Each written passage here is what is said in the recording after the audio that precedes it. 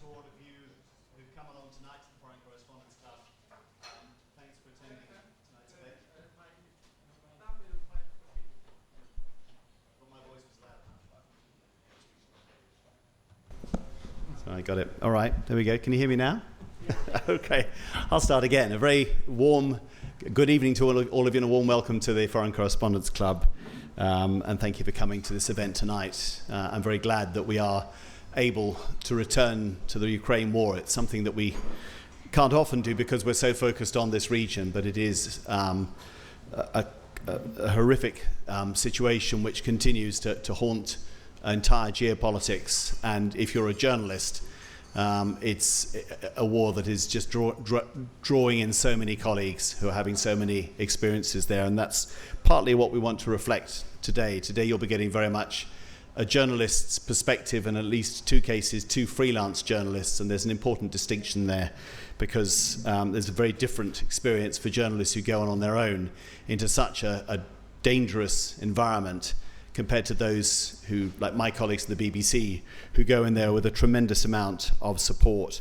I'm just going to run through a couple of events that we've got coming up for any of you who might be interested. I mean, tomorrow we're having a briefing at 12:30 from the Mizima Group. This is one of the most important independent Myanmar media groups, and Mizima has been incredibly helpful. They've got journalists inside Myanmar working, they've got whole teams here in Thailand, and they have a better feel for what's going on the ground than almost any other media group, and they've been offering us regular briefings for people who want to come in and hear what they've been learning. So that's at 12:30 at lunchtime, and then there's an event in the evening at 7 o'clock looking at we described it as Myanmar's deadly freefall. I mean, it's kind of more of the same, but an update on where we are in Myanmar. And I think, thinking about tonight's event, you know, there is obviously a huge difference between what journalists can do in Ukraine and what they're able to do, or what we're able to do in Myanmar.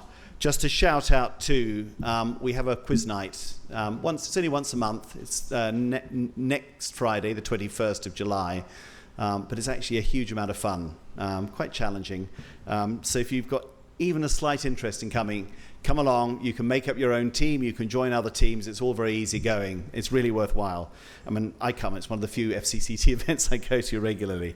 I forgot to say who I am. I'm Jonathan Head from the BBC. I'm the BBC Southeast Asia correspondent, and I'm also on the board of the club. If there's anybody here who doesn't know me, I think probably quite a few of you do. I'm also very, very pleased that we have Pavel and Olga from the Ukrainian embassy here in Thailand, and we've often had members of the embassy coming here. They have an incredible job to do, keeping the issue of Ukraine in the minds of people here in Asia, where of course there's a very different perspective, and it's quite hard to get governments to engage and take the same kind of interest that we're seeing in Europe. I've just come back from a holiday back in Britain where I went to see my family, and it's fascinating to me to see the different perspective there. You know, people are incredibly aware of Ukraine. They're very, very motivated. People take a very passionate stand on it. Almost the entire population feels they're behind Ukraine. This is almost like a kind of national struggle. And I know that's reflected in other European countries. You know, I think many countries in Europe see this almost as an existential struggle. And yet out here in Asia, there's a tremendous sense of detachment from it. Governments are focused elsewhere. And it is striking the contrast between different parts of the world. So I know how hard it is for the members of the Ukrainian mission to keep pushing away about how essential it is that the Ukrainian conflict is resolved in a just way. So on to tonight's event. We've done this before, and we like to do this because we are a media club. We like to have the opportunity for our members to hear from working journalists what it's like covering particularly big stories. And I'm very pleased tonight that we've got three people, two freelancers. There's Tommy Walker over on the far right. Tommy actually works for VOA, Voice of America here in Thailand, but has been reporting mostly for the Daily Express, but for others as well, and made many trips into Ukraine and seen an awful lot there. Verena Herzl is another freelance journalist reporting for a number of German media, and she's seen some quite interesting stuff, I think, and she's telling me how much her focus in Ukraine has been on looking at the human interest stories there rather than the front lines and the fighting. And then Ed Lakananukun, we're very pleased to have a Thai journalist here. Not a lot of Thais who've been able to go to Ukraine. Ed's actually been working for Associated Press, doing a lot of camera work, mostly in Lviv, right in the west of Ukraine. But he's had a number of quite searing experiences, and so he's going to share those with us. And so this is very much about hearing what it's been like for journalists, many of whom, when they went into Ukraine, wouldn't have known the country well at all, and going into a war that has turned into the most savage and brutal war that most of us have ever seen or experienced. Journalists like me, we've been in conflict zones before. I've not been to Ukraine, I've not been deployed there yet, but I've been to a lot of conflict zones elsewhere. But this is of a different scale. It's a completely different experience, and it poses a whole load of challenges that most journalists will never have had to deal with before. I'm going to start with you, Tommy, and just let's start at the beginning, because both you and Verena and Ed all went in at the very start of the war in Ukraine, of Russia's invasion. And just tell me what your experience were like in the first trips you made. Yeah, so I mean, I was over here in Bangkok, and obviously the expanded war broke out in February. And I remember first obviously watching it through media all over the world and thinking I have to at some point get there. I got there in April, so it was about 6 weeks afterwards, after it started. And I think the first thing that was shocking was just the air raid sirens. That was the first time I'd ever heard air raid sirens on the ground. And, you know, that was certainly like a wake-up call to be like, okay, I'm actually in a war now. And actually getting to Kiev, so if you guys don't know, to go to Ukraine, you have to go most of the time via Poland, over the border to Lviv. You either take a train or you can drive to Kiev, which is 10, 12 hours away from Lviv, which is western Ukraine. Anyway, getting into Kiev, and it was almost, with air raid sirens, it was almost like the pandemic again. There was not much open at all. It was almost like, wow, the pandemic had just started, and it was surreal to be there. And like I said, there was a few people on the streets, especially Ukrainian men who obviously looked, military-like, and there was just a general worry around the place. So yeah, when I got there, it was very, very tense, and just something, I had to take on board and get used to. And yeah, that was my first sort of experience with it. But the air raid sirens, I mean, that was the big shock, especially when you wake up to them at 5:30 in the morning and you're just awake. So that was my initial experiences of getting in there in April last year. Were you ready to work as a journalist in what was a full-on war zone? I mean, I said to myself, someone who's freelance. I've been in Hong Kong and I've obviously been in Thailand and covered various protests in recent years. Before I left, I said, am I ready to do this? My first war, my first conflict zone, if you like, on the ground. And I said, yeah, I think I'm ready. So when I got, initially, I worked for VOA, as Jonathan said, and I'd asked the editors and said, look, we can't send you in, we want you in Asia. Okay, but I was like, look, guys, I really need to go. I need to experience this myself. So when I first got there, I didn't have any real work lined up. But being a freelancer for so many years, I know how to hustle a bit, know how to find editors and pitch them. So I got there and I was like, okay, let's just see it with my own eyes. And after that happened, it was like, right, I want to stay here, I want to do some work.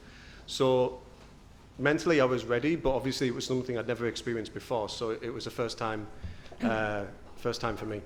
How did people in Ukraine react to you as a journalist, given they had so much else to deal with them? I mean, they were also in shock themselves. Well, when I first got there, obviously this is 2021, so in Asia, with the pandemic, I was used to wearing masks everywhere.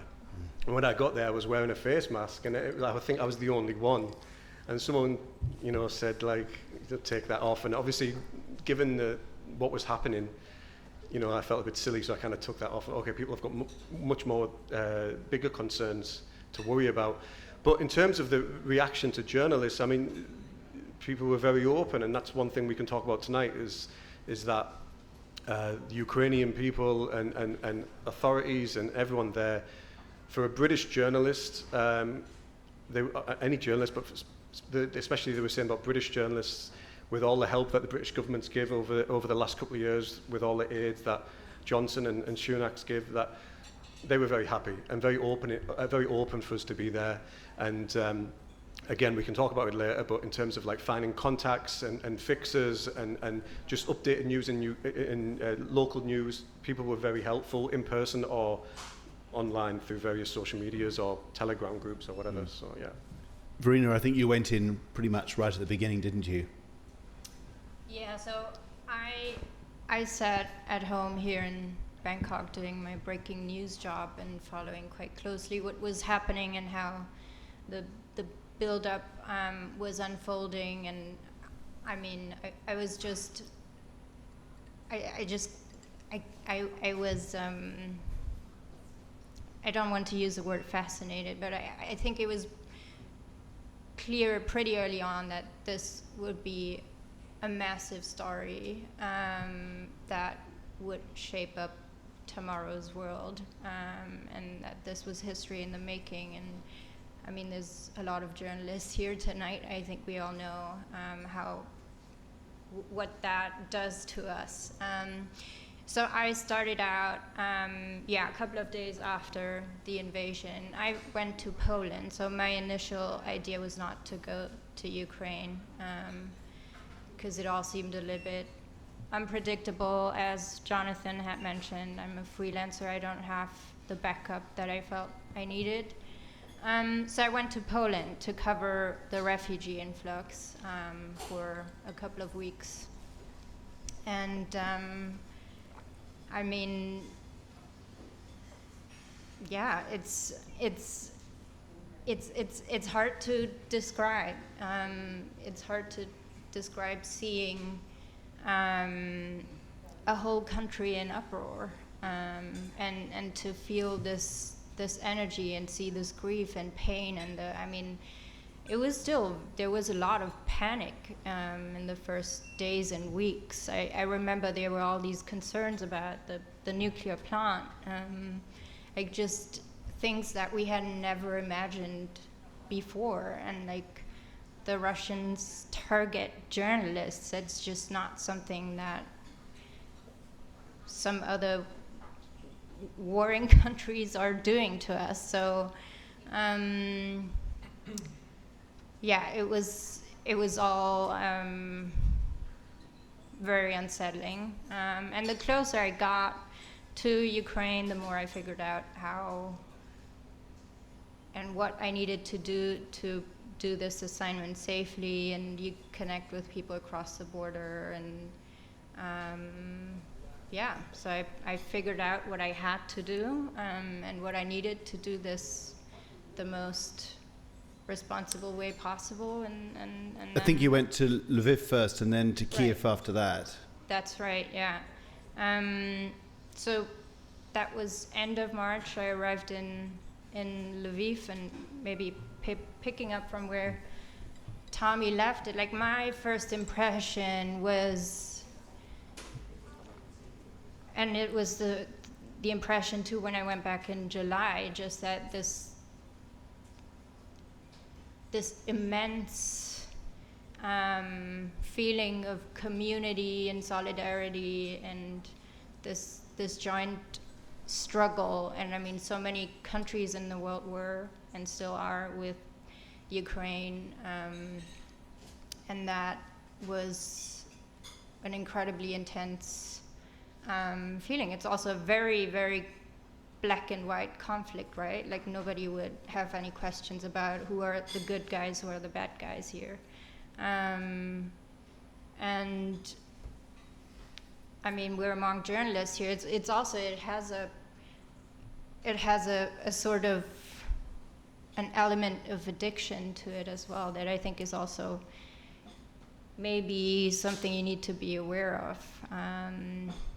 But yeah, so these were my first impressions, and because you were asking about how it felt to be there specifically as a journalist, I mean, you're considered part of the struggle, right? Like I had to force the woman who was helping me with translations to take money from me, because she she wanted to volunteer. She wanted to do it for free, and she considered me to be a volunteer too, which I didn't always feel super comfortable with. But yeah, I don't think I've ever worked in a country where I felt more welcome as a journalist than in Ukraine after the invasion. Ed, let's hear a bit about your experiences. Very different, I think. You're mostly in Lviv, but tell us a little bit about what happened to you when you first got to Ukraine. The important things for me, Mom Thai, I need a visa. So I have to apply for Ukraine visa, and Ukraine embassy is very helpful. And also I have to apply for Polish visa, and I got it very quickly because AP write a letter for me. So I have to fly to Germany, and then I take a flight to Poland, and then take a car, cross the border to Lviv. Yeah. And when you got there, and what was your impression? I mean, very few Thais have ever been to Lviv, I imagine, before that. Cold. Okay. Yeah, and I willing to go to the war zone before. I want to go to Libya, Syria, anywhere it has conflict. So this is the first time for me to the real war. And just tell us a bit about some of the experience here. I think you've got some clips to play, haven't you? Yeah. I first I go there, I think the anti-aircraft. คุณตั้มครับ This is an anti-aircraft gun, is it? Yeah. I think it's just. All right. Well, I think the first day, second day I arrived. And not then, something you've seen before. Yeah. This is nearby our apartment. And the siren all time. So I have to wear the flak jacket and then sleep through the night. And were the guns going off during the night quite a lot? Not really, but siren. Yeah. I think that's something my own colleagues have mentioned a lot. You know, you're trying to work, but every time the air raid sirens go off, you're supposed to go down into the basement. And my colleague said that probably exhausted them more than anything else, constant. And you just think then, what's it like for the people who live there 24/7, you know, and never get away from it? Is there any sound on this clip? Not sure if we've got there yet or not. I'm not quite sure what we're seeing. Yeah, there's got some sound. I think it's nearby. I think it's about 2-3 kilometers away. And then the other day it got hit by missile. What was hit by a missile? You said what were the anti-aircraft guns were? No, the Russian. The missile came in. Yeah. Was it close? Yeah, it's close. And then I think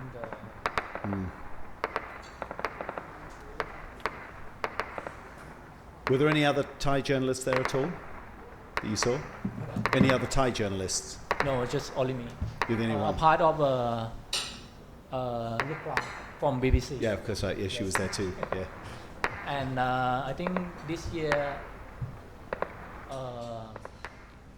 the camera girl from Reuters. Yes, Guan's been as well. Guan. Tommy, can we talk? I know because you probably among the three of you, you've been closer to where the fighting is. Can you just run us through perhaps the most, for you, the most memorable experiences of going out and actually seeing the front lines?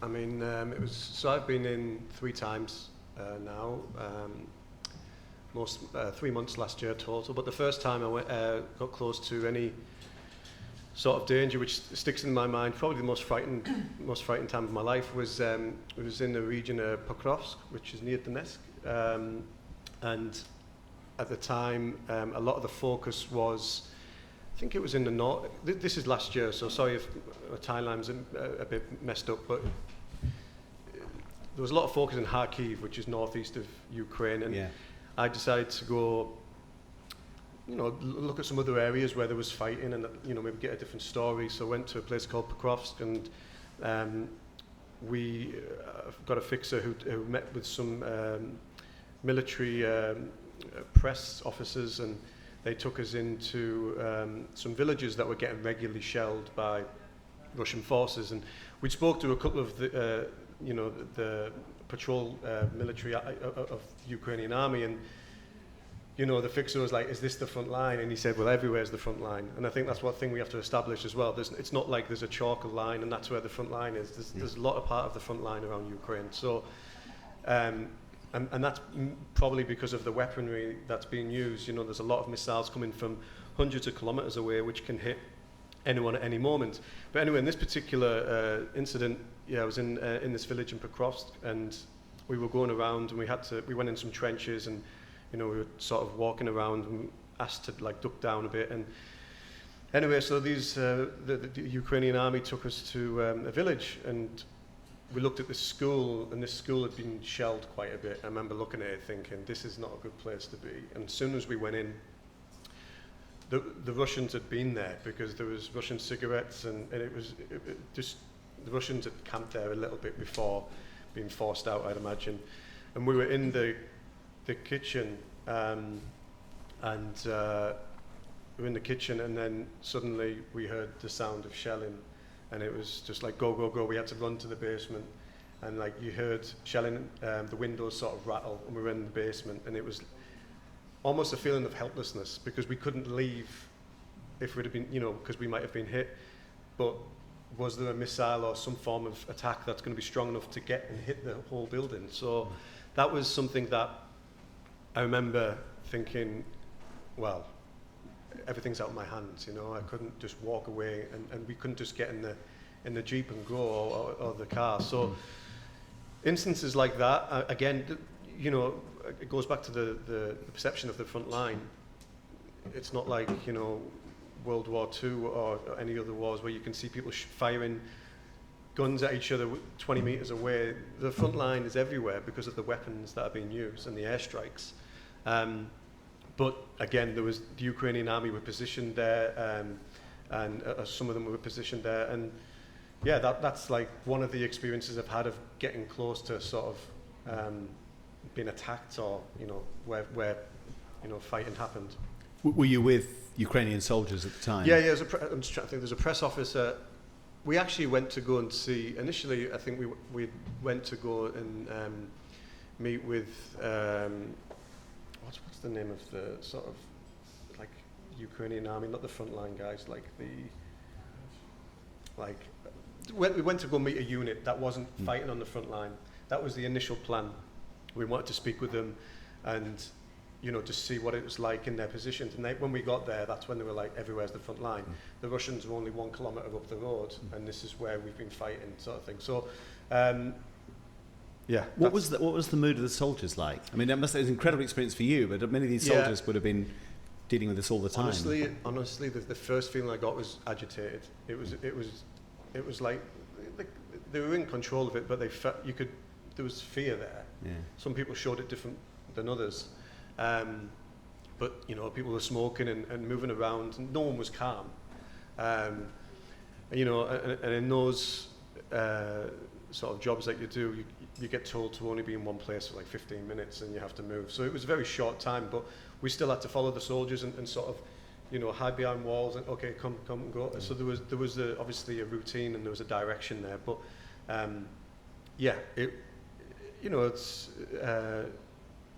it's a frightening experience, but your adrenaline and your alertness keeps you through, and that's sort of how it works, I guess. For journalists, you've just got to keep going. But it was a very short experience, but you see a lot how the soldiers are, how they're acting, the body language, and obviously the sounds in the backgrounds, because you can hear explosions and things like that. And so yeah. Verena, I was thinking of your experience, because you actually went. I think you went to Bucha, didn't you? Where, of course, many people will know horrific kind of atrocities took place in Bucha at the very start of the conflict, which is an area just outside Kiev which was occupied by the initial Russian invasion force, and when they withdrew, an awful lot of bodies were found. I think I presume you went in sort of sometime after that. Yes, so I was, like once it was opened to journalists and human rights investigators, it was, I was in Lviv, and then slowly made my way there. And I mean, it has become and still is, I think, the place that is synonymous with all the war crimes that happened and that are still happening in Ukraine. And yeah, in that sense, and speaking as a journalist, I'm glad that I got to see this and that I got to document this. Can you just run us through what you actually went to cover in Bucha? Because I know a lot of journalists covered different situations there. I mean, I know what my own colleagues covered in Bucha. So I wrote a story about, it was the first woman that we met when we arrived.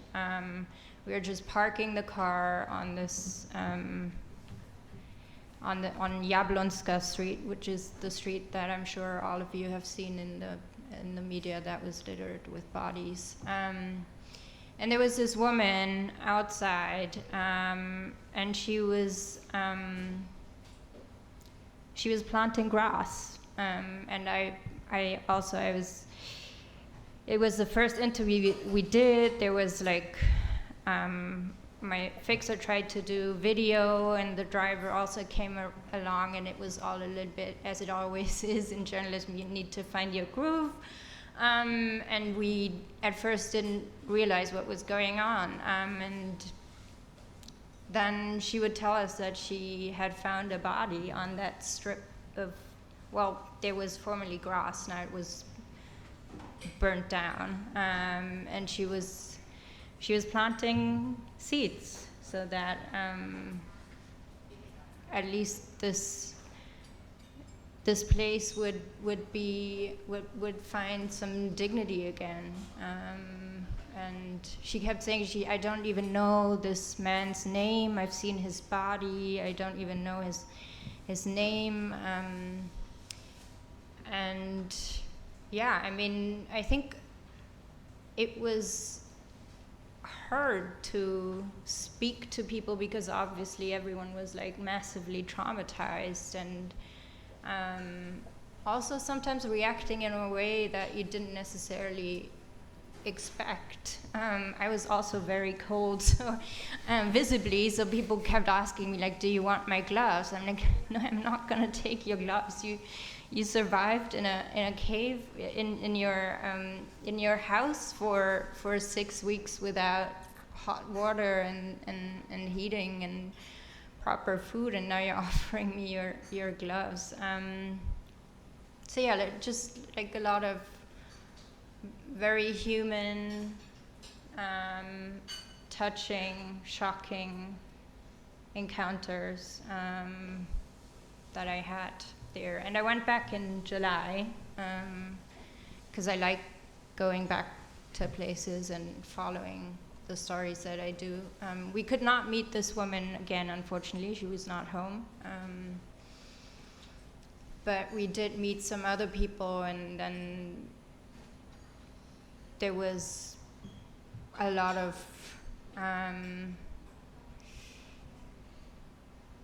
yeah, it was a weird contrast. It was like plain summer, it was beautiful. I understood, everyone kept telling me like this is the place where people go when they want to have fun. Bucha, there's a lot of parks, it's beautiful, and I understood that better when I came back in July.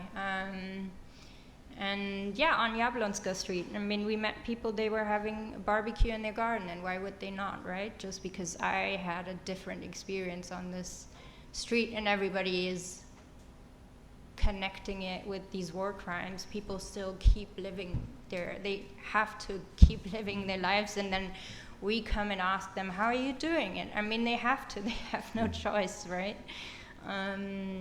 So how did you find telling that story when you had to put it into a news report, that disconnect between the horrors that you'd seen in April and then this sort of ordinary life. Because I think people who don't go into war zones don't realise how often you have these extraordinary sort of disjunctions between something incredibly ordinary and then something terribly shocking. Yeah.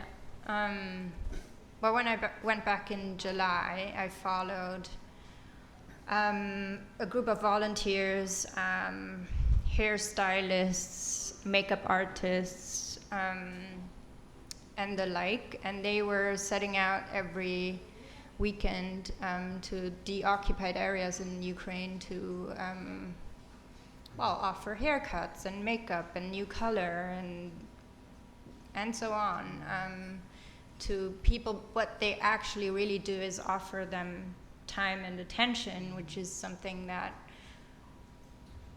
I mean, people take very good care of each other, but this space where you can really sit and talk about what happened, I think that's probably difficult to create that. And this group of volunteers, consciously or not, I don't know, they created that, and people just sat down, got a haircut, and started to talk about the most horrific things that they went through. And I think, I mean, that's how I tried to connect these two worlds. Like, people still want like a nice haircut and like nice nails and so on, but of course the war is still present, and they have to find a way to live with it both. And we're 2 years on, of course, and people are still living with it, and it keeps coming back, of course, in Kiev. There was a long time where Kiev was it was freed, and there was not very much shelling and missiles, and suddenly they're having to deal with that all over again. Ed, you were there quite a long time, weren't you? I think the first time was it 2 months? Yes. Did it get normal to you, like living there? It was quite a shock when you first went, but did life get down to a kind of routine normality for you, or was it always very strange to be working there?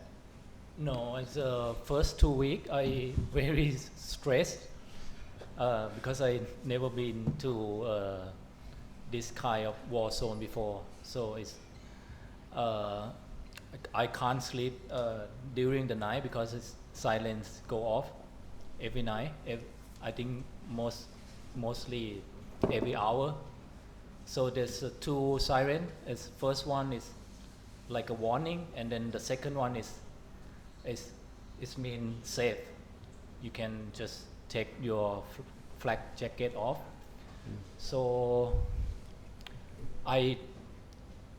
when I stress, I just want to work out. I just run a lot to relieve my stress. At the beginning, I have to run up and down to my apartment. You couldn't run out on the street. Yeah, I want to run on the street like a city run, but I can't, so I just run along the balcony. Yeah. And I got 5K, I think, and it's fun. And then stay there for 2 weeks, and then I get used to it, so I can start running outside. And then, but I got the check by military officer and the police officer for 3 times. They thought me like a North Korea spy because I wearing black like this. So I have to show them my Ukrainian press card and my passport. I have to bring my passport along during I'm running. So yeah, and I have I'm a chef for the crew. So I'm brought a lot of Thai ingredients to Ukraine. So I miss Thai food. So we rent the B&B. So we have kitchen, and then we have a live position outside the balcony. So there's same place like a working space, and then where we live. So I cook for the crew every day during I stay there, and the crew like it. It's taste of home. Yeah, my crew said it's like everyone come to Lviv have to stop by AP feed point, so I cook for them. Tommy, were there stories that, because you've been there quite a lot, are there stories that you haven't done that you wanted to in Ukraine? There must be a lot of human experiences, because you often come across something, you think, that's amazing, and then you don't have time to kind of turn it into a story. So most of my stories for the Express, a British newspaper, so the Daily Express, they're not particularly known for their foreign coverage, but they've got a Ukrainian flag on the front cover still, I believe. So they invested obviously some budget for journalists like me to cover as much as possible, and they give me the freedom to cover human stories. We want to hear from the people who have suffered. The stories I would have liked to do more is with the military. As much as I've seen it in bits and been to certain front lines, I would have liked to see more of the military equipment that's been supplied to Ukraine from the West, like the HIMARS systems. I would have liked to see that firsthand and just maybe spoke to some of the soldiers about that. But yeah, I mean, look, when we all first went there, I mean, even now, there were so many stories, because everyone had a story, whether, you know, they run into a metro station in Kiev, or whether their house has been blown out, or whether one of their sons is in the forces. Everyone's got a story, so there was so much to cover from a human perspective. So I, you know, fortunately covered quite a lot, as much as I could, and tried to, you know, when I got there, was just to work as much as possible. No days off, you know, really just try and go out and do something as much as, and make the most of my time, get in and get out, and that's sort of how I looked at it. But yeah, the military, you know, side of things would have been of an interest. It's something I haven't done before, and that would have been more on that side, yeah. Absolutely. Verena, apart from Bucha, what were the other things that have left huge impressions in your mind in the stories that you did?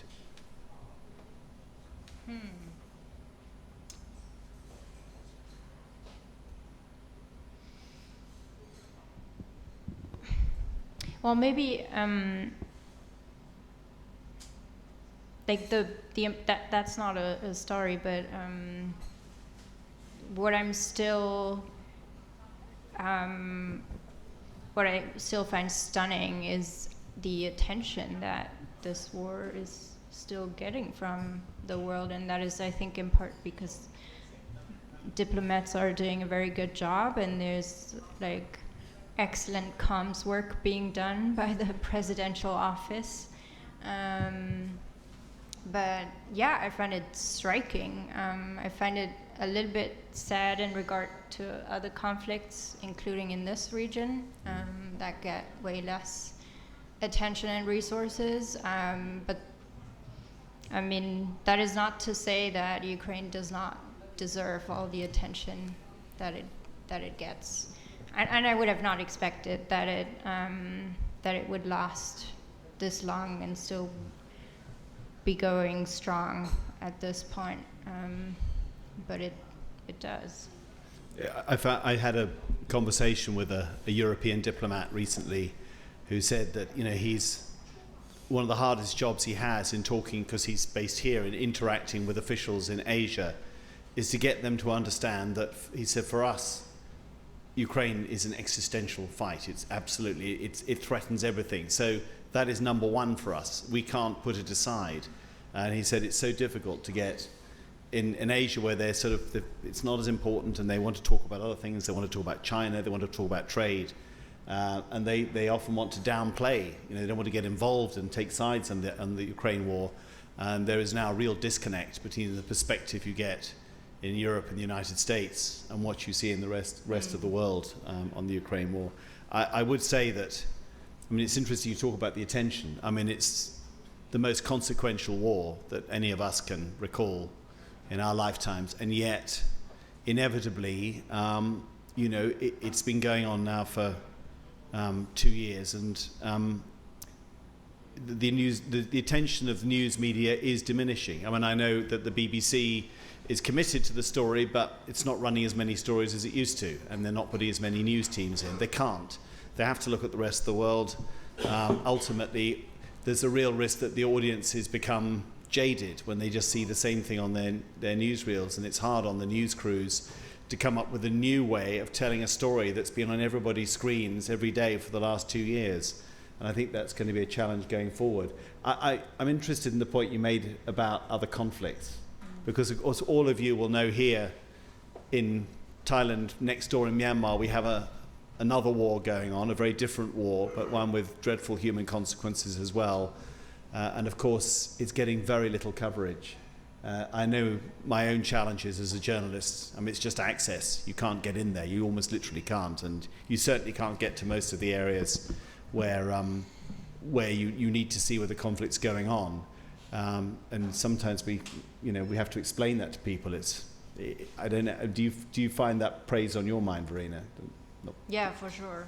I mean, I was in Mesot trying to flesh out a story about PDFs, and then the war broke out. And I mean, I knew I could not find anyone who would run this story anymore about, Myanmar civilians turning into warriors. Yeah, I mean, I think about it constantly. Like, I consider Myanmar my journalistic home. I spent 5 years there.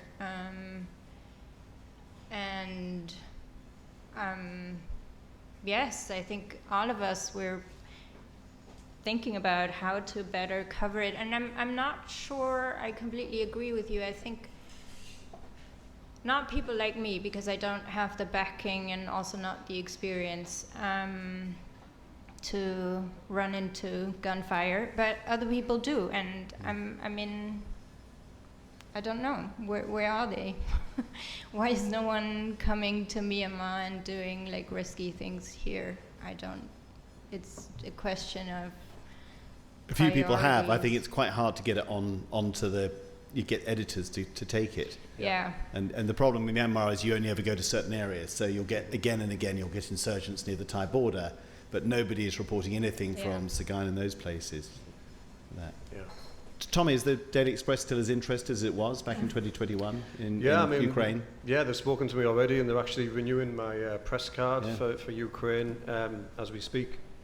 And they want human stories still. I mean, I don't know about their coverage if I'm not there. Maybe they do, follow the wires, but they want it, if as far as I know. But a lot of the British press, I can say, have covered it well. Obviously, Jonathan at BBC and the Daily Express, like I mentioned earlier, they're not known for their foreign coverage, but they've got the Ukraine flag on the front. So, that for me, that's a good sign that even maybe the middle papers are still trying to focus on what's happening there.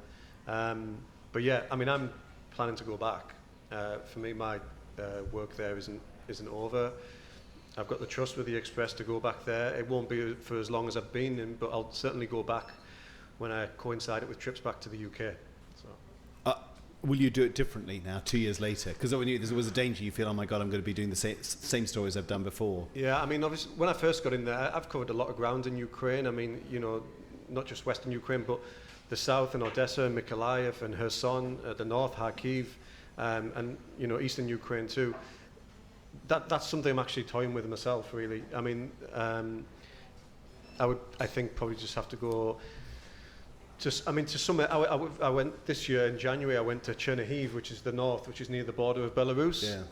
And obviously, we know Belarus is sort of involved with this war, and there's Russian troops apparently staged there. So I tried to do a story looking ahead to what there might be attacks from that side. So maybe I have to look at that and what comes next rather than report on what everyone else is doing, and I think that's something I'll have to look at. The Kherson Dam, catastrophe, the blowing up of that. I mean, that is something I want to look at as well, how people are coping with that. But again, I mean, it's ongoing. It's 18 months, so something else might happen next week. I mean, 3-4 days ago, there was Lviv, which we've talked about. Lviv is in Western Ukraine, and most people who have fled Ukraine go to Lviv because it's regarded as one of the safest places. It's 2 hours from the border of Poland. Lviv got hit 5 days ago, and I think it was like 12. A few people died, and an apartment block got hit. So even then, if you go into Lviv, there's people you can speak to there, people who have lost their home. So there's always stories, and yeah, like you said, Jonathan, maybe some medias are becoming you know, maybe some audiences are getting tired of seeing the same thing, but there's stories every day there. There's someone to speak to. There's something that's happening. So, I mean, for any other journalists who maybe you were listening about, if you want to report in Ukraine, go for it. That's my advice, because there is work to be done there, and keeping it in the news is important, you know. And that's why I think we go back to, you know, what Verena said. The Ukrainians were so welcoming to journalists. In my experience there, they were very open, you know, very good with providing contacts. The accreditation came through in 6 days when I first got there. It's taken a little bit longer now because, I mean, for whatever reason why, but there's, you know, they are open for journalists to go in there and to keep the coverage going. And I think it's important, whether you're a freelancer or you're staff, you know, if you feel you're up to it, then you should do it. You know, I think there's an opportunity there. Will you be going back, Verena? I hope I will, but I'm facing like money problems when I think about that, because it was a little bit like easier in the beginning, maybe, because as I said, like a lot of people would volunteer for you and so on. That is not always the case anymore, and I mean, I totally understand. I wanted to dig into a story that would have needed just some time, and I just cannot afford. I cannot afford to pay someone, and that is cheap, like $200 a day, and that is not even counting driver and gas and so on, for a story that I might get, you know, 500 for, and I'm not even sure if I will, and then I get interest for it. That's the other big problem. But like me filing a story from a war zone is a problem because it is a liability. What happens if something happens to me? Who is responsible? Like, all these issues around freelancing are a pretty big hurdle. And yeah, I'm still trying to fix it, is the short answer, but definitely I would like to go back. Ed, you keen to go back? Yeah, I would like to go back, but first of all, I have to apply for the new visa. That's always. Yes. Yeah. So I have to plan for apply for the new visa. I got the new press card already.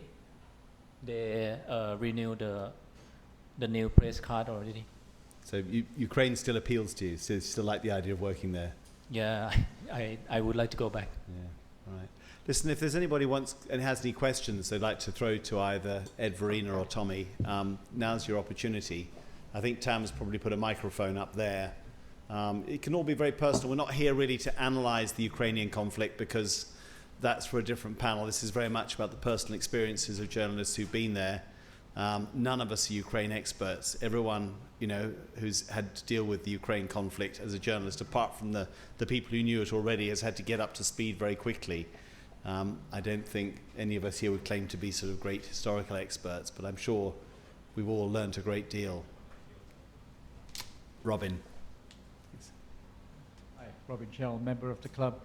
I've got no experience of this, don't know anything about it, but it just strikes me, how do you decide whether you can afford to do it? You know, you mentioned having to pay so much per day, and I suppose you have to decide whether you'll get enough income from what you write in order to cover the costs that you invest.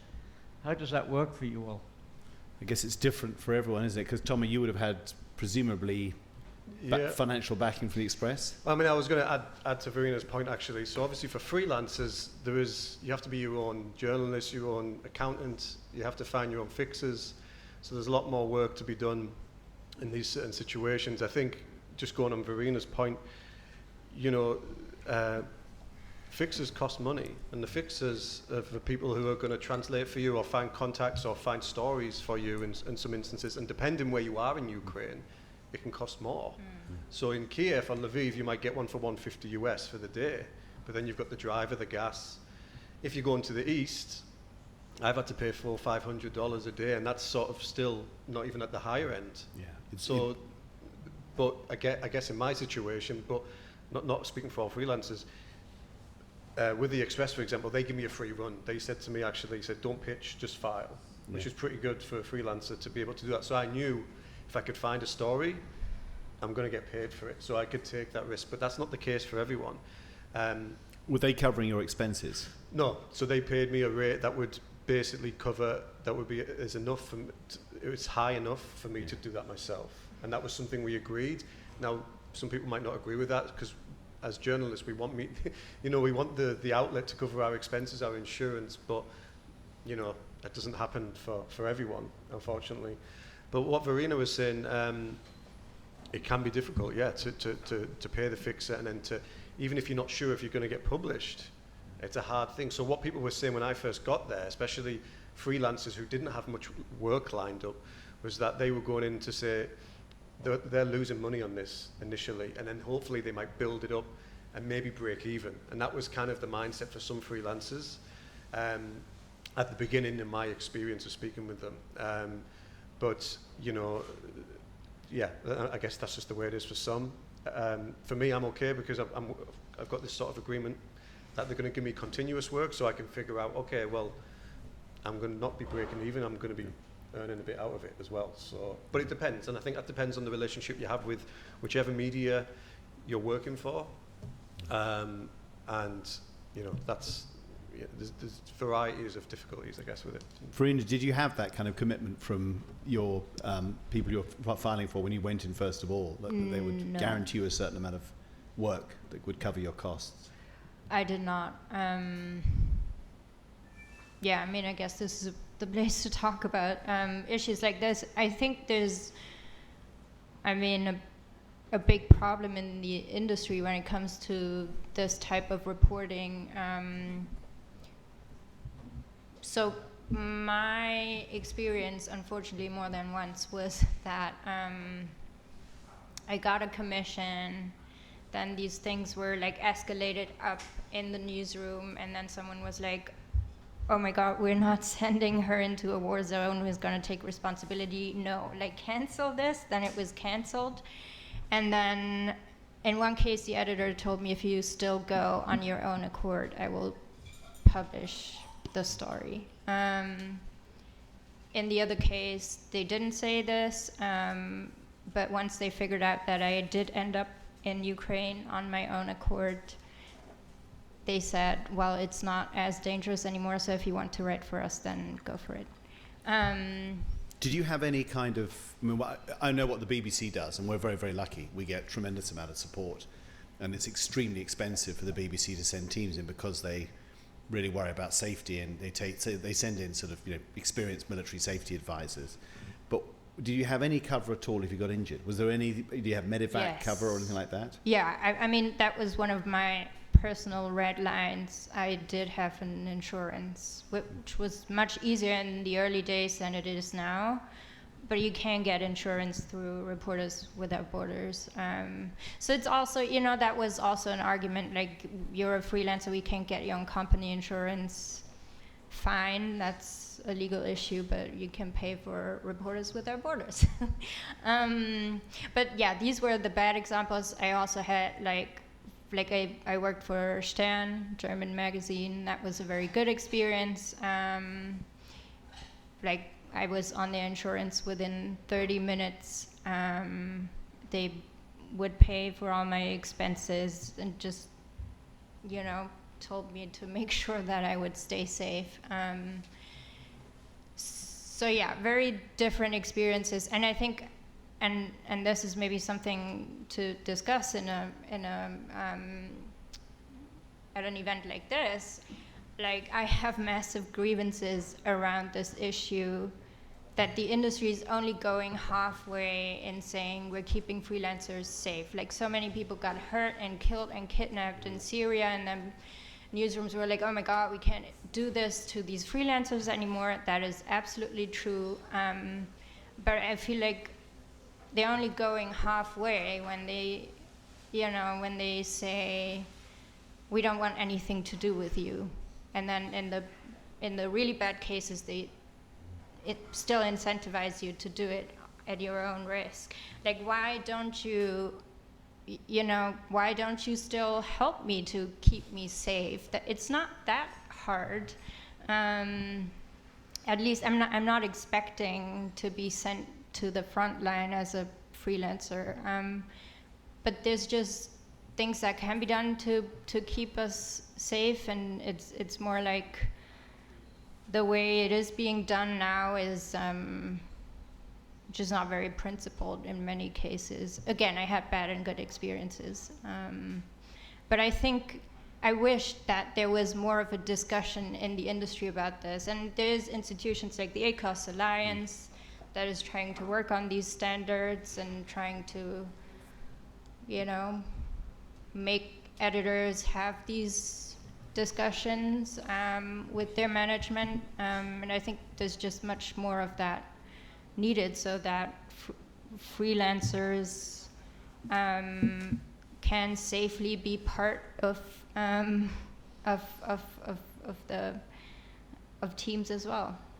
It's a known problem, and one of the problems is that news business has essentially been blown apart, so the budgets are very, very small, and editors are under very, very tight pressure. But they're willing to take material which many individuals desperate to get stories will take exceptional risks without having proper protection, and the company just takes the material. They say, all right, we'll give you $1,000 for this, but you might have risked your life and spent several days doing it, plus all the expenses. It really doesn't cover it.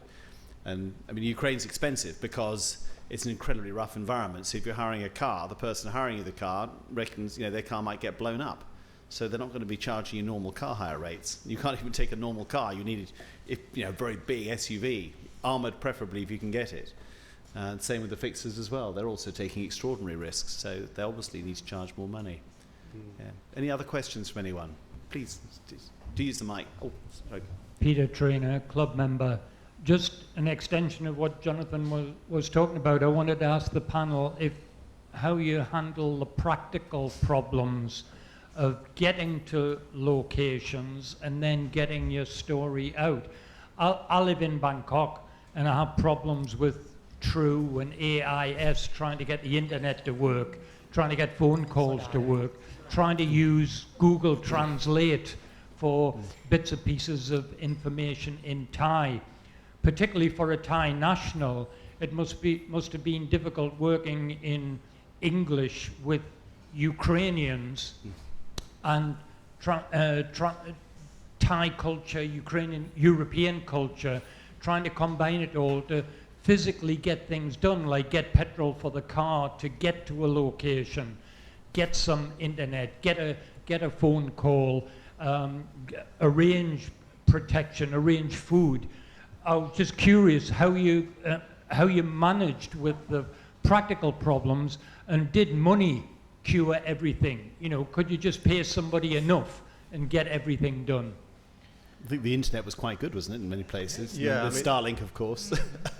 You're from the north of England, mate? He is, yeah. Yeah, he's got the same accent as me. He's got a similar accent to me. I can say something. I can say something about that. I mean, yeah, like I said, being a freelancer, you have to organise a lot of things for yourself. Fixers are incredibly helpful and well, they're necessary. They can arrange your trips, arrange your route. So they'll do a lot of the job part. But in terms of, if you're looking at what Ukraine was when we first got there, I described it as being like the pandemic. There was some places open, but there wasn't much open. So you could still go to the supermarket. Some little shops would open. I remember in Kharkiv, where the north of the country, and there was this supermarket sort of shop that was open till 4 p.m. And I think it was like 2 hours it was open the whole day. So people would get in, you would get your little snacks, and that would be your food for the night. And obviously that was, very, a dire situation, but there was something you could do there. There was some hotels that were still open. A couple of times I went to one to try and change hotels in Kiev, and we booked online, we got there and it was completely closed. So you've got to figure things out along the way. But yeah, going back to the fixers point, they'll do a lot of the work for you in terms of translation, organising your route, your trip, and they're a necessity really for if you're going to do a job. Like Jonathan said with the internet, I bought a SIM card at the border, and it was, I don't know how much it was, but bought a SIM card at the border, and it was okay in most urban areas. So the internet was fine to a degree. I don't know. You guys want to add anything on that? Yeah, I think it's such a high tech country. Like everything works through apps, and I think, I mean, a lot of the logistics were still running through the war. Like the trains never stopped. The trains are amazing. Incredible. They never stopped. Like they would, turn off the lights in the train station, and like there would be precautions and so on. But this country was running even in the early days, and I don't think I ever had better internet anywhere else. And yeah, getting around. I mean, at least at the times when I was there. Gas problems, wasn't there? Yeah, there was a gas problem at some point, but pretty soon you would just hop into an Uklo. Is that how you call them? Uber in Ukraine? Uklo? Uklon. Yeah, in a Grab, what we call Grab here. It's like an Uber.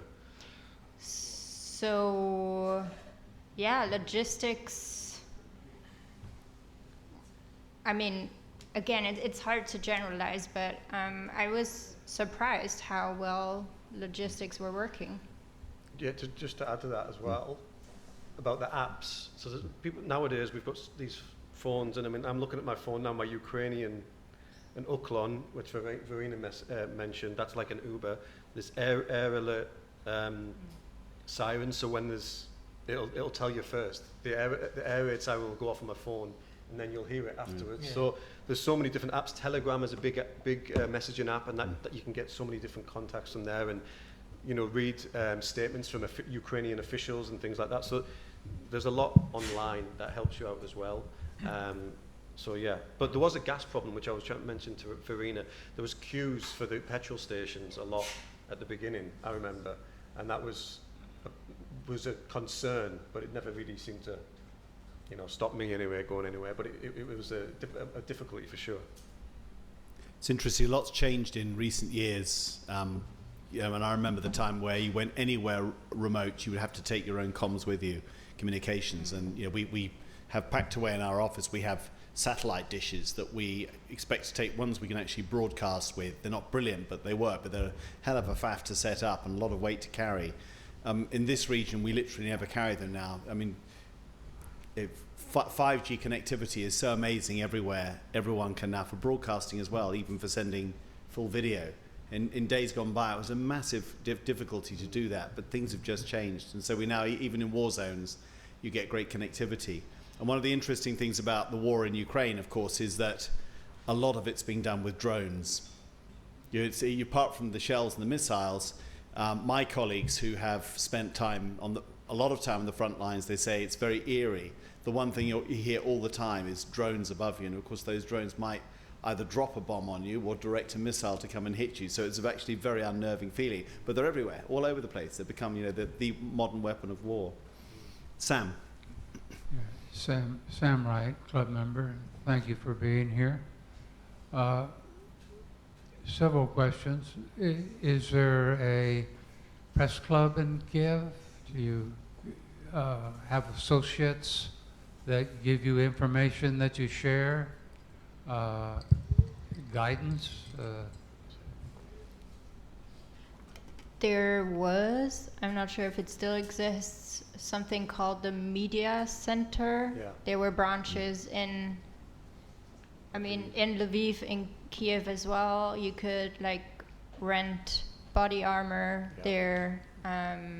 They would help you with accreditation issues and so on. So yeah, that exists. I still get an email from them every single day, just like Zelensky is still sending out his video message every single night with just an email with the news of the day. There's still press conferences every day that you can like join online if you want from anywhere. Yeah, I was just going to add to that as well. I mean, yeah, there's media centres who, again, it goes back to the freelance, point. Buying a flak jacket and body armour isn't cheap, but these media centres, I mean, I've contacted one recently and they said that I can rent one, I think for free. It's a huge advantage when you're not even legally allowed to own it in Thailand or have it. Right? Yeah, well, that's part of the reason. So I bought one before I went, and mine's still in Ukraine because I knew I couldn't bring it back here. It's illegal. So media centres, not like the FCCs we have in Asia and here in Hong Kong, but they are there to help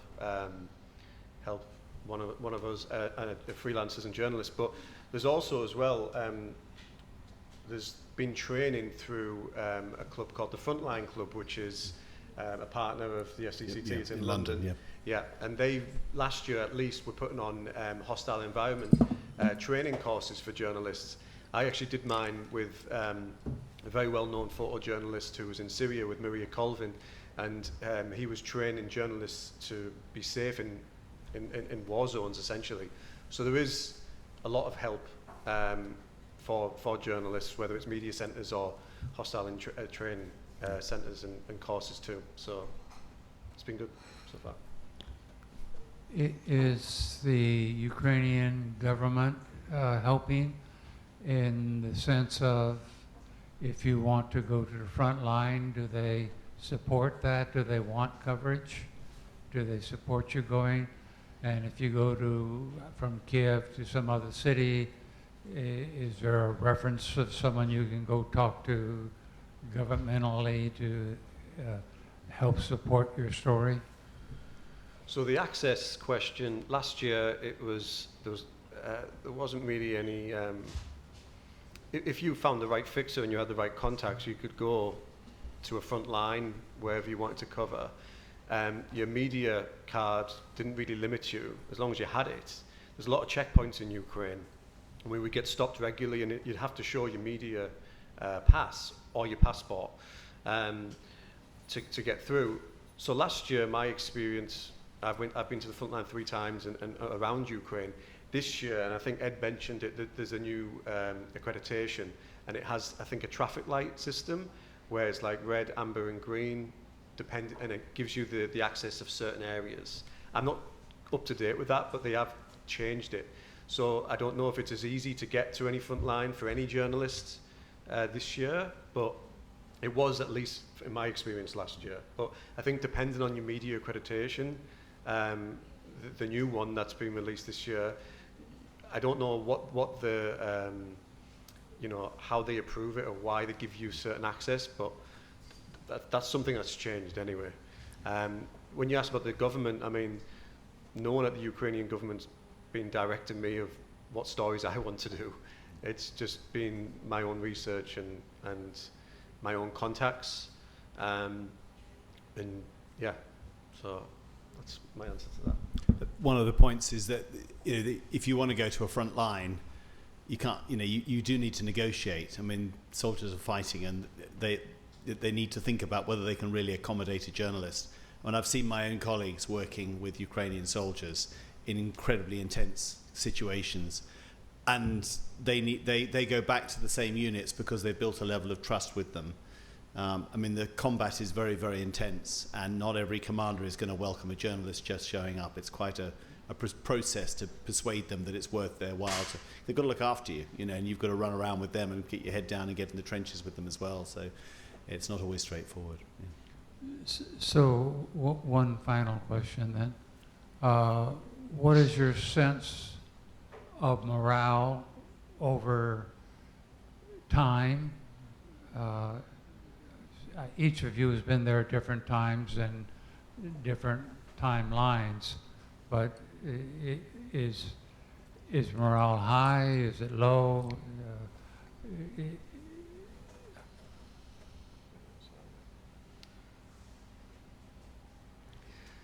In my experience, the the Ukrainians are very resilient.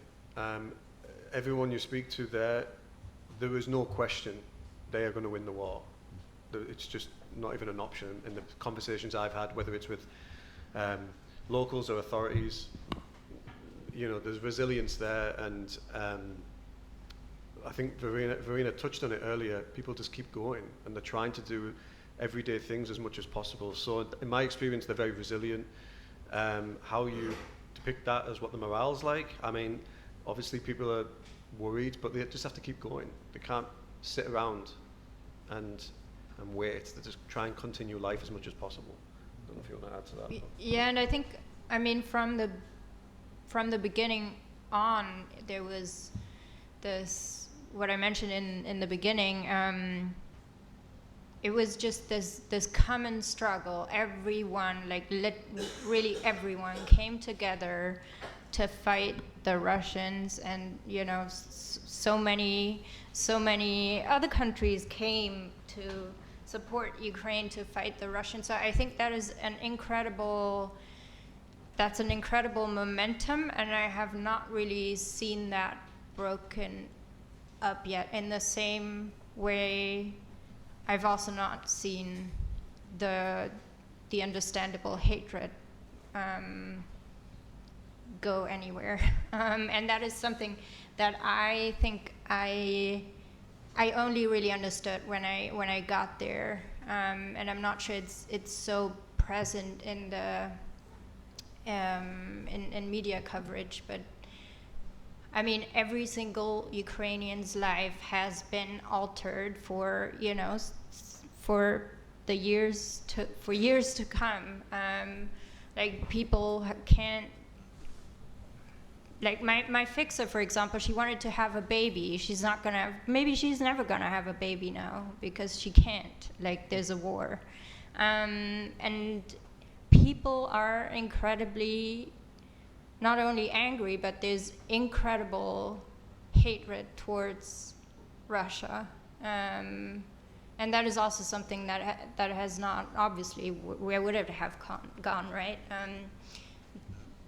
And I think that is also something that is driving the resolve and the strength, and it's something that that impressed me in a way. Ed, when you come back here and you tell, you know, Thai friends about what's going on, I mean, what's the awareness of Ukraine here in Thailand? How much do people know about what's going on there? Do you find it difficult to explain to them? I think they are patriot, like Verena said, and then they are be one heart and one mind to fight back. Yeah. But you know, because I know initially a lot of Thai people were kind of didn't really know much about the conflict, and they didn't really think it was that important. Yeah, they know about the conflict. They ask me a lot, so I just explain to them what happening there. Yeah. But just a lot of fake news. Yeah. Really? Yeah. There's a lot circulating here in Thailand, isn't there? Yes. Yeah. Different views. Lekka. Yeah, mine was a little bit different, the question, but firstly, I just want to say how inspiring and illuminating it is to hear these inside stories, because like Jonathan said, Ukraine is not in the news so much because there are so many other wars around. Myanmar, we've had so many discussions on Myanmar, but this is probably the first one on Ukraine. Since the embassy is here, I just thought, I mean, the president is doing a great job by keeping the Ukraine issue alive internationally. And if we didn't hear stories from y'all, we would never know the inside story. I mean, it's amazing.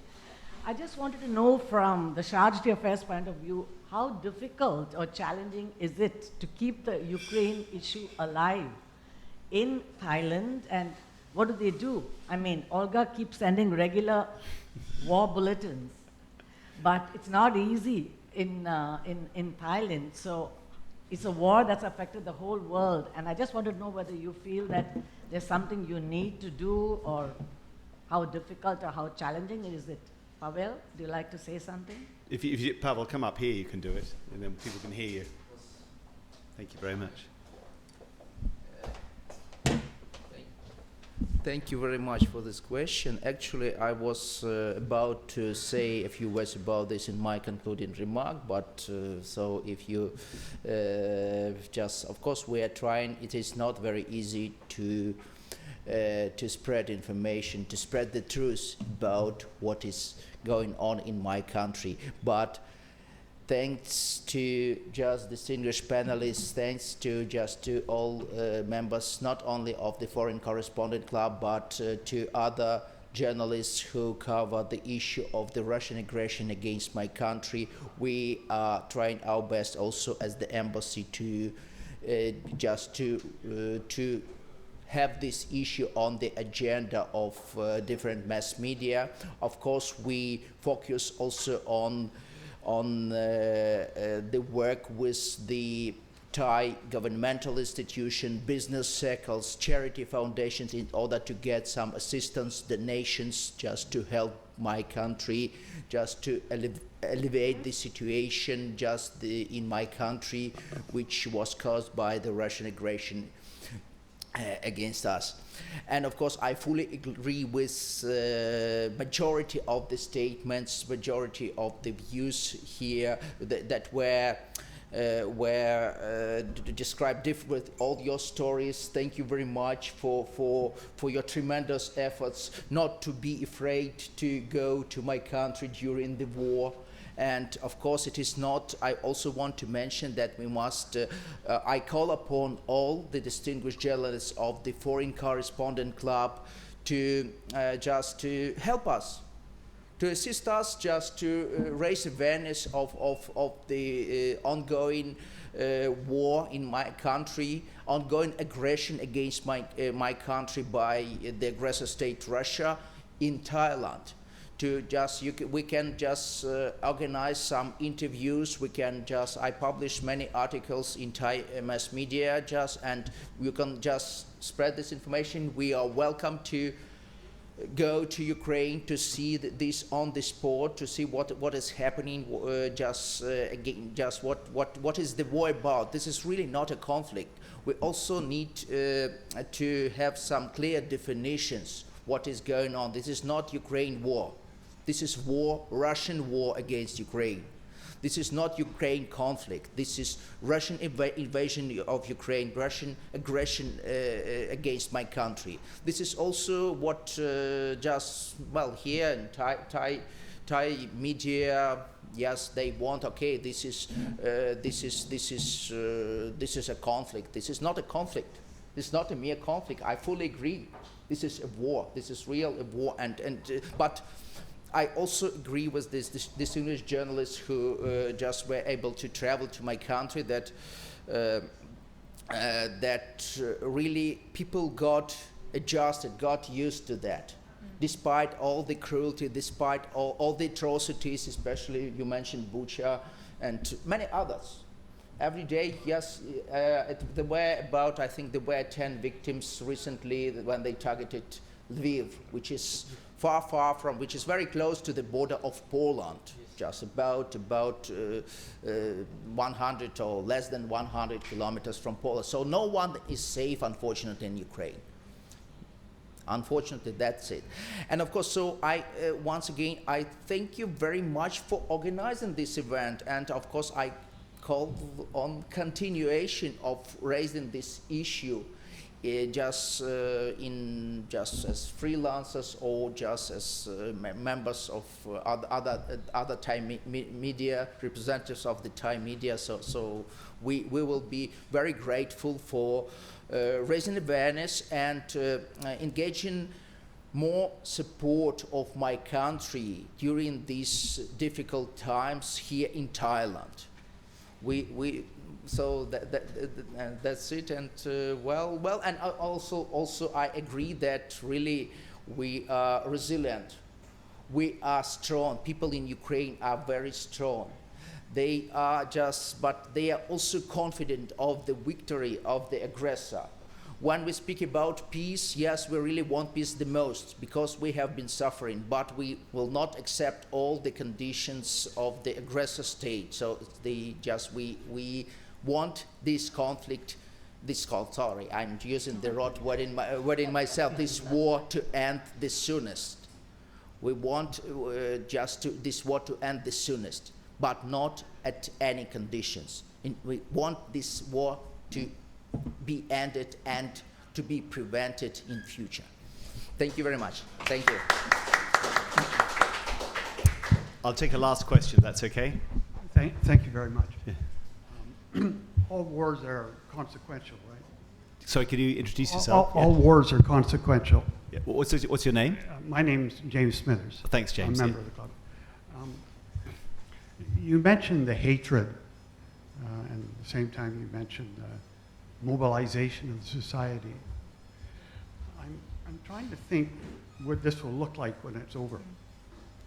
And all wars end, negotiation somehow. And we talk about the fog of war, and you guys have been working to try to break through that fog. And I'm wondering, in your discussions with people, if you've heard or talked with people about how they see the future. It's an interesting question, because I think there will be a compromise and there will be negotiations. So that's the first question. How are people thinking about the future? I know they're really focused on the immediate, but they have horizons as well. Secondly, have any of you reported from the DPR or the LPR and at that side of the story? Because this is, this has been going on for 10 years, right? So okay. Have you any balance from that side? Thanks very much. Well, I guess we can almost say for sure nobody here has reported from either Donetsk or Luhansk. I mean, I think like Jonathan said about Myanmar next door, it's very difficult.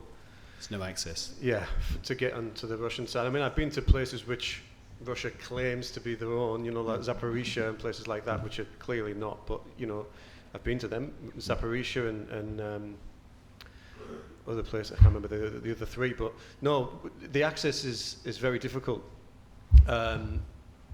Especially, I would say, as a British or American journalist. In my experience, I mean, I don't think we'd ever get that access on that side. So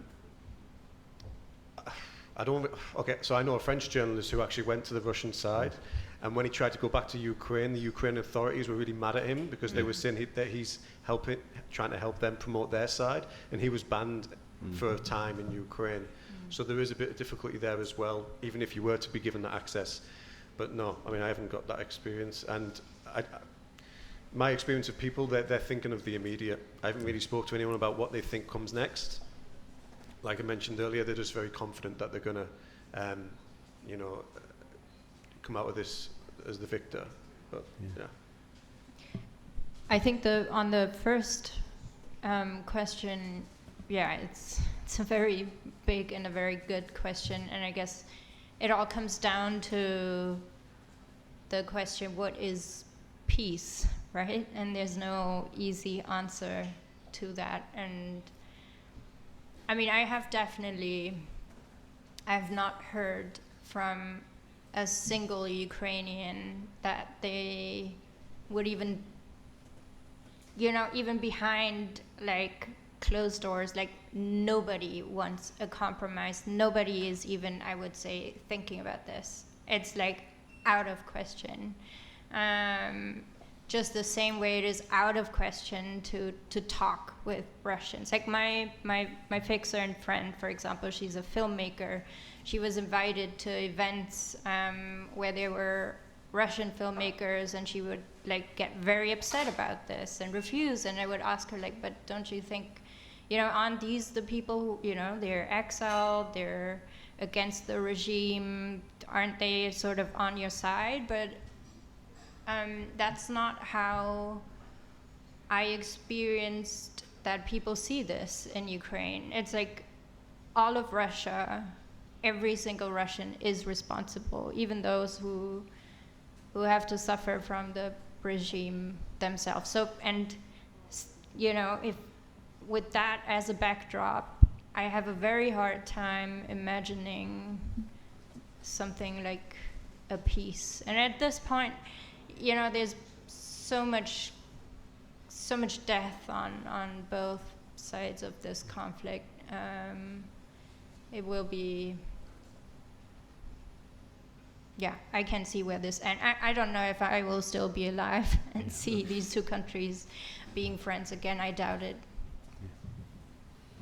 Well, with that, thanks very much, everybody, and thanks for coming along tonight. Thank you to our three panelists, to Tommy, to Verena, and to Ed, for giving us their experiences.